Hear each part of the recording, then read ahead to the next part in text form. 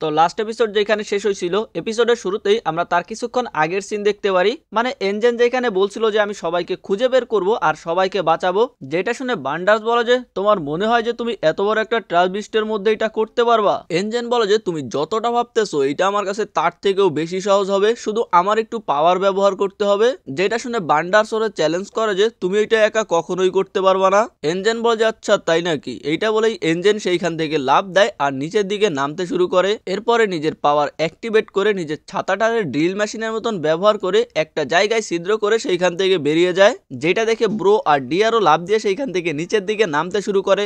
বান্ডার্স ভাবতেছিল এঞ্জিনের মধ্যে মনে হয় কোনো স্পেশাল পাওয়ার আছে, যার কারণে কোথায় মানুষ আছে সেটাও সেন্স করতে পারে। যেটাতে ব্রো বলে যারে ধুর এরকম করে পাওয়ার ওর মধ্যে নাই, ও জাস্ট নিজের মনের কথা শুনে।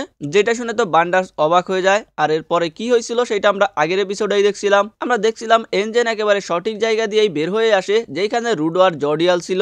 জর্ডিয়াল এঞ্জিনকে দেখে অবাক হয়ে যায় যে আমি খুবই ইমপ্রেস হয়েছি যে তুমি আমাদেরকে খুঁজে বের করতে পারছো, কিন্তু এইটা তো শুধু একজনই, আর বাকিরা? এইটা বলার সাথে সাথে সেইখানে ব্রো, ডিআর, রিও, জানকা সবাই চলে আসে। রিও বলে যে ধন্যবাদ এঞ্জিন আমার জন্য রাস্তা তৈরি করে দেওয়ার জন্য, নাইলে তো আমি হারাই গেছিলাম। কিন্তু এঞ্জিন জানকারে দেখে শকড হয়ে যায় আর বলে যে ও কি বেঁচে আছে? আর জানকা বলে যে এদিকে ব্রো গীতারে দেখে জিজ্ঞাসা করে যে গীতা তুমি ওইখানে কেন পড়ে আসো? গীতা বলে যে আমি আমার মাথায় ব্যথা পাইছি, আমি এখন ঘুমাবো। এর মধ্যেই রুডো নিজেকে ছাড়িয়ে একটু পিছনের দিকে চলে আসে আর বলে যে দেখ আমাদের সবাই এইখানে চলে আসছে আর সবাই বেঁচে আছে, এই ট্রাশ বিস্টের কোর এইখানেই আছে আর সব ক্লিনার্সও এইখানে চলে আসছে, তার মানে তোর এক্সপেরিমেন্ট এইখানেই শেষ। জোডিয়াল বলে যে ঠিক বলছো রুডো, তুমি তো আগে থেকেই ক্যালকুলেশন করে ফেলছো যে কি হবে। এর মধ্যেই আমরা দেখতে পারি এই ট্রাশ বিস্টটা অলরেডি উপরের দিকে উঠতে শুরু করছে। এর মধ্যেই এঞ্জেনের একটু সন্দেহ হয় আর ও রিওরে জিজ্ঞাসা করে যে তুমি কি আবার কাউরে মার্ডার করছো নাকি? রিও জানকারে ফেলে দিয়ে বলে যে নো, এরকমটা আমি করতেই পারি না।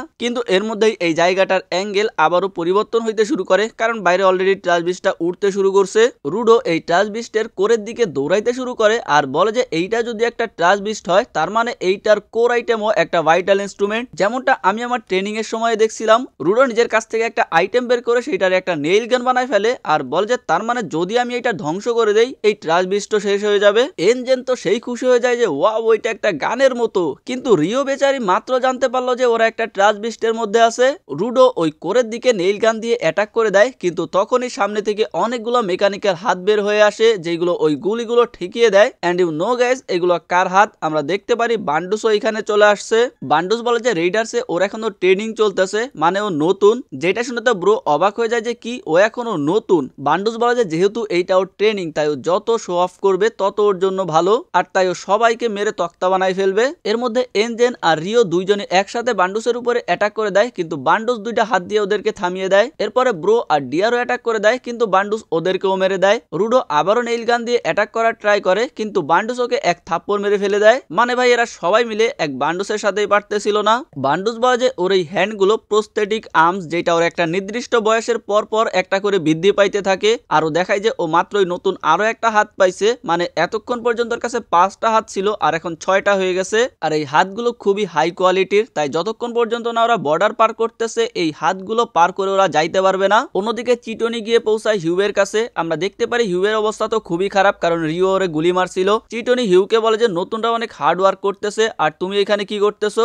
হিউ অনেক রাগ হয়ে যায় আর বলে যে এইভাবে আমি এটা শেষ হইতে দিব না। অন্যদিকে রুডো চিন্তা করতেছিল যে যেইভাবেই হোক না কেন ওর এই কোর ডিস্ট্রয় করতে হবে। বাকি রেইডার্সরা নিজেদের পাওয়ার ব্যবহার করে বান্ডুসের সাথে ফাইট করার চেষ্টা করতেছিল আর চেষ্টা করতেছিল কোনোভাবে ওরা বান্ডুসকে পার করে কোর পর্যন্ত পৌঁছাইতে, যাতে কোরটা ওরা ডিস্ট্রয় করে দিতে পারে। কিন্তু বান্ডুস একাই সবাইকে কুপকাত করে দিতেছিল। ব্রো চিন্তা করতেছিল ওরা সবাই মিলে একসাথে অ্যাটাক করেও বান্ডুসের কিছুই করতে পারতেছে না। মানে ভাই বান্ডুস কতটা পাওয়ারফুল আই গেস তোমরা বুঝতেই পারছো। এদিকে ভাই ডিআর তো ছোট একটা বাচ্চা, আর এই কারণে বান্ডুস ওরে মারতেছিল না, কিন্তু ওর হাতের আঙ্গুলগুলো দিয়ে এক ধরনের, মানে আমি কি বলবো, এখানে তোমরা দেখতেই পারতেছো স্ক্রিনে, এগুলো দিয়ে ওরে ভয় দিতেছিল আর এইগুলোর সাথে ফাইট করাইতেছিল ওরে। জিনিসটা অনেক ফানি, বাট তোমরা বুঝতে পারতেছো বান্ডুস অতটাও খারাপ না ভাই, লিটারালি ছোট একটা বাচ্চারও মারতেছিল না। এদিকে জোডিয়াল বান্ডুসকে দেখে অনেক ইমপ্রেস হইতেছিল আর ভাবতেছিল এইরকম ইউজার অনেক রেয়ার হয়, আর যদি এদের দ্বারা কোনো উল্টাপাল্টা কিছু হয়ে যায়, মানে বান্ডুস যদি এদের এগেইনস্টে চলে যায়, তাহলে এইরকম এইরকম ইউজারকে ভাই সামলানো অনেক কষ্ট।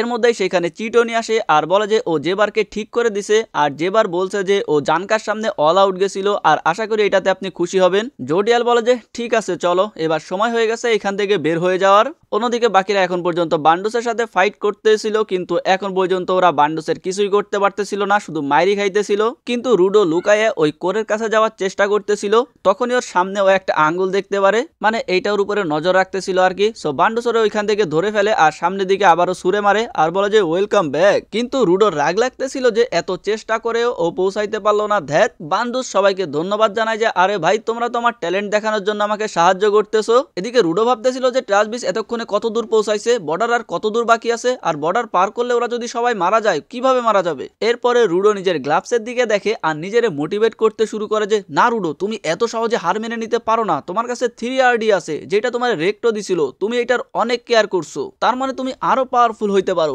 এইসব ভাবতে ভাবতে রুডো নিজেরে আবারও চার্জ করতে শুরু করে। আমরা দেখতে পারি রুডোর চারপাশে আবারও এনার্জি চলে আসে, আর এরপরেই হঠাৎ করে ও নিজেরে অন্য একটা জায়গায় দেখতে পারে, ওর সামনে অনেক আবর্জনা ছিল। কিন্তু তখনই ও আবার রিয়েলিটিতে ব্যাক চলে আসে আর আমরা দেখতে পারি সেই ছোট নেইল গানটারে একটা বড় মেশিন গানের মতন বানাই ফেলছে, যেটা দেখে তো সবাই অবাক হয়ে যায়। রিও বলে যে এটা তো একটু আগে একটা নেইল গান ছিল না, ও এটা কিভাবে করলো। এনজেন ওরে এক্সপ্লেন করে যে রুডোর যে গ্লাভস এটা ওরে একসাথে অনেকগুলো আইটেমরে ট্রান্সফর্ম করার এবিলিটি দেয়, কিন্তু এই সব পাওয়ার ও যদি একটা আইটেমের ভিতরে দিয়ে দেয় তখন সেটা আরো বেশি ভয়ানক হয়ে যায়। রিও বলে যে ঠিক আছে বুঝলাম, কিন্তু ও যদি এত পাওয়ার একসাথে ব্যবহার করে তাহলে তো ও বেহুশ হয়ে যাবে। এনজেন বলে যে আমার মনে হয় না ও এত কিছু ভেবে রাখছে। বান্ডার্সও অবাক হয়ে যায় যে আরে ও এটা কিভাবে করলো, এই বাচ্চা অনেক ট্যালেন্টেড। তবে যাই হোক না কেন, এখন ওর শত্রু, তাই ওকে থামাইতে হবে। তবে বান্ডার্স বুঝতে পারে এইবার ওরে থামানো একটু কষ্ট আছে। সো ফাইনালি রুডো সেই বড় নেইল গানটা দিয়ে বান্ডার্সের উপরে অ্যাটাক করে দেয়, আর অবভিয়াসলি এইবারের নেইল গুলো আগের তুলনায় বড় আর পাওয়ারফুল ছিল, যেটা থামাইতে বান্ডার্সের অবস্থা খারাপ হয়ে যাচ্ছিল। ও নিজের সবগুলো হাত ব্যবহার করে ওইটারে থামানোর চেষ্টা করতেছিল, তখন রুডো আবারও একটা শট করে দেয় যেটা ওই নেইলের পিছনে গিয়ে লাগে। বান্ডার্স সেইগুলোরে ঠেকানোর চেষ্টা করতেছিল কিন্তু পারে না, বান্ডার্সের সবগুলো হাত সেইখানে ধ্বংস হয়ে যায়। তবে ও নেইলের ডাইরেকশন চেঞ্জ করে দিতে পারে, মানে কোরের কোনো ক্ষতি হয় না। এদিকে রুডোর অবস্থা খারাপ হয়ে যায় কারণ ও অনেক পাওয়ার ব্যবহার করে ফেলছে।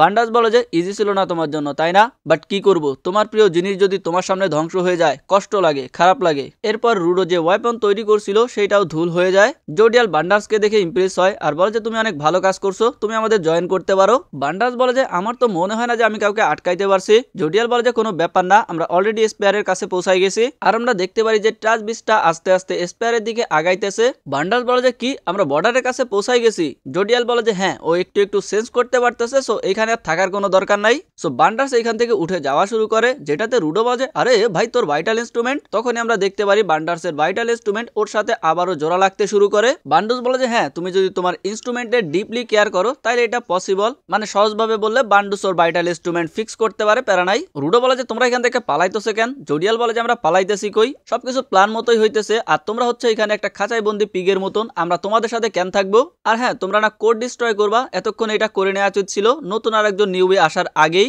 আর তখনই সেইখানে এন্ট্রি হয় হিউয়ের, আর আমরা দেখতে পারি হিউ এখন আগের থেকে অনেক বেশি পাওয়ারফুল মনে হইতেছিল, আর এসেই বলে যে রিও। আর এই এপিসোড এইখানেই শেষ হয়ে যায়। সো দেখা হবে নেক্সট এপিসোডে। আজকের মতন এ পর্যন্তই, ভালো থাকো সবাই, বাই বাই।